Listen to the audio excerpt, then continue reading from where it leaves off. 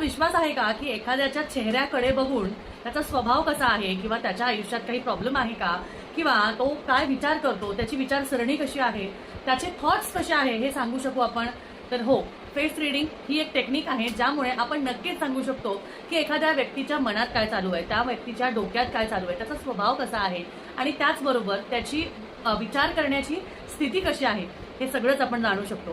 तुम्हाला सुद्धा जाणून घ्यायचं आहे का की तुमचा चेहरा बघून तुमच्याबद्दल नक्की काय सांगता येईल, काय म्हणता येईल? तर तुम्हा सर्वांना एक छोटीशी गोष्ट करायची आहे. तुमचा जो काही डीपी असेल किंवा तुमचा जो काही फोटो असेल तो तुम्ही मला डीएम करा. त्यावर उत्तर तुम्हाला मी लवकरात लवकर द्यायचा प्रयत्न करेल. त्यामुळे सगळ्यांनी कमेंटमध्ये सगळ्यात आधी कोणाला रीडिंग हवी आहे, म्हणजे कोणाला फेस रीड करून घ्यायचं आहे हे मला नक्की कमेंटमध्ये सांगायचं आहे.